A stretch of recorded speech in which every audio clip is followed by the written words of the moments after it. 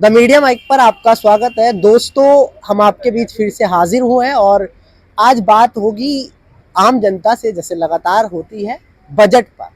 निर्मला सीतारामन ने आज बजट पेश किया और बजट में क्या क्या किस किन चीज़ों पर जोर दिया है उस पर बात करेंगे। उन्होंने 4 मुख्य बिंदु जो प्रधानमंत्री लगातार कहता आ रहे हैं, वही गारंटी वाले, उन पर ही ध्यान दिया है। युवा, किसान, महिला पर उन्होंने जोर दिया है। तो क्या कहेंगे बजट के ऊपर? आज बजट के ऊपर कहेंगे, उनकी करनी और कथनी में जमीन आसमान का फर्क है और ये झूठ के जुमले हैं सारे। और अभी तक जो है मोदी सरकार जो है अपने वादों से ही पीछे हटी है। कोई ऐसा वादा नहीं किया कंक्रीट, किसी को नौकरी मिल गई हो, किसी आज बच्चा जो है 1.5 GB डाटा अपना बैठ के किसी टावर के नीचे अपना टाइम पास करता है, इस देश का युवा, है ना। और रही बजट की बात, जो 80 करोड़ आदमी खाली गेहूं में गेहूं मिलता है, गेहूं, और उसको पकाने के लिए बहुत पैसा की जरूरत होती है, तो इन्होंने उसको कह दिया राशन देते हैं हम। राशन की डेफिनेशन ही नहीं पता उनको। अगर घर होता तो पता होता कि राशन की डेफिनेशन क्या होती है। राशन में तो बहुत सी चीज आती है और उन्होंने उस चीज को ऐसा कह दिया कि 80 करोड़ लोगों को राशन दे रहे हैं। राशन नहीं दे रहे, खाली गेहूं दे रहे हैं वो। और वो गेहूं ऐसे दे रहे हैं जो कि गधा खाता है उन गेहूं को, इंसान नहीं। वो गधे खाने वाले गेहूं देते हैं ये इंसानों को। 80 करोड़, और 80 करोड़ आदमी उसमें पल रहा है, गरीबी रेखा से नीचे है, और 20 करोड़ आदमी ये भंडारों में पल रहा है। तो बजट किस चीज का रह गया? पहले लोगों के कपड़े उतरवा लिए गए और अब कहते हैं जी हम फ्री में कच्चा दे रहे हैं आपको। ये बजट है। सीतारमन को जरा इस बात को सोच ले, कपड़े उतरवा के और कच्चा दे रहे हो लोगों को कि फ्री में हम कच्चा दे रहे हैं। ये बजट महिलाओं के लिए कहा है कि आंगनवाड़ी महिलाओं के लिए आयुष्मान के तहत मकान दिए जाएंगे, उन पर जोर डाला है, युवाओं पर जोर डाला है। पहले कहते करनी और कथनी में फर्क है। 2024 का ये चुनाव का एजेंडा है, तो इसलिए वो अपनी बात को लोगों को गुमराह करने के लिए कहा जाए, सिर्फ जुमला है ये। लेकिन आप करो 24 में गुमराह करने के, लेकिन सरकार ने जो बजट पेश किया इस बार ज्यादा कुछ वो नहीं दिया है कि आश्वासन दिया है। नॉर्मली बजट रखा जो पिछली साल था, ज्यादा चेंजेस नहीं किए। ये आत्मविश्वास है सरकार का या फिर ज्यादा मतलब कहते हैं ना कि भरोसा ज्यादा नहीं, भरोसा नहीं, लोगों को गुमराह करने का। सरकार वो जानती है कि आज के लोगों को गुमराह कैसे कराया जाता है। जब मैं ये कह रहा हूँ ना कि पहले लोगों के कपड़े उतरवा लो, फिर कहो कि आपको कोई अंडरवियर फ्री में मिल रहा है, बस ये है सबका निचोड़ एक लाइन में। तो 3 से जो पिछले साल दिया, आज जो दिया ज्यादा मतलब चेंज नहीं है। आत्मविश्वास है ये लोगों पर ज्यादा है। जिस तरह से राम मंदिर का मुद्दा ले रखा है, राम मंदिर का मुद्दा फेल हो चुका है। ये चुनावी एक उनका इवेंट था, वो फेल हो चुका है।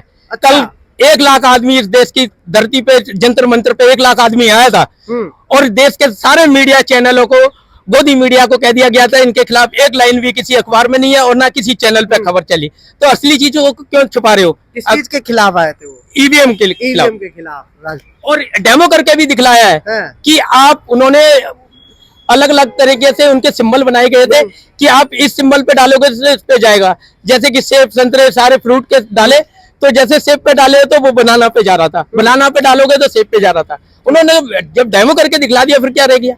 ऐसी चंडीगढ़ मेयर चुनाव के बारे में देखा होगा आपने, किस तरह से बीजेपी प्रत्याशी जीत चुके हैं। मैंने थोड़ा सा सुना है कि 16-20 का कुछ गणित था वहाँ पे।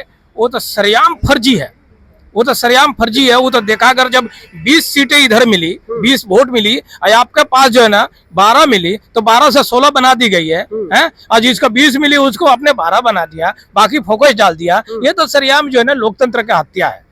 ये लोग बैलेट पेपर से चुनाव होंगे तब हत्या नहीं होंगी। बैलेट पेपर से क्या, वो आपने टिक लगाकर, वो तो सामने दिखाई दे रहा, टीवी फुटेज दिखाई दे रही है, आपने जबरदस्ती उसको टिक लगा लगा के हटा दे कि ये फोकस है, ये फोकस है, ये फोकस है। यार ऐसा थोड़ी होता है देश में। देश में तो वो होना चाहिए कि जो सच है तो सच दिखाओ और झूठ है तो झूठ दिखाओ। अगर हम दोषी है तो हमको सजा दो, अगर निर्दोष है तो बहाजत करो, बाहर करो हमको। मगर हम निर्दोष है तो हम जेल में रहते हैं और जो दोषी है वो बाहर घूमता है। ये लोकतंत्र है। चंडीगढ़ से मतलब सबक नहीं मिला है कि इस तरह से, और जिस तरह से विपक्ष पूरा मुद्दा उठा रहा है कि भाई ये सबके सामने आंखों देखी लोकतंत्र की हत्या हो रही है, कि सच में ऐसा दिख रहा है? ये तो 100% है सर, ये तो 100% है। ये केजरीवाल का मेयर बन रहा था, आपने जबरदस्ती हरवा दिया। इंडिया गठबंधन की पहली हार तय हो चुकी है बीजेपी। वो तो हराएगी ही। ये तो 2024 भी हराएगी, ऐसा रहेगा। आज ईवीएम हटा के देख लो, 1 वोट आपको मिल जाए तो अब जब सबको पता ही लग गया तो बना क्यों रहे फिर इंडिया गठबंधन, ऐसा लग रहा है। इंडिया गठबंधन तो बार बार तोड़ रहे हैं भाई। बना हुआ था, नीतीश कुमार का डर दिखाया, इधर शिबू सोरेन के जेल भेज रहे हो, इधर नीतीश कुमार डर के पैंट खोल गए, फिर इनके साथ चल गए। हाँ? फिर वो राजपाल पूछा कि अरे नीतीश जी अब क्या करने आए हो, तो मेरा गामछा छूट गया था, फिर गामछा नीतीश कुमार ने ओढ़ लिया था। है आपको यही पता नहीं है कि राम राज में दूध मिली है कृष्ण जी की में घी, अब मोदी राज में चाय मिली फूक फूक के पी, वही हाल है आज।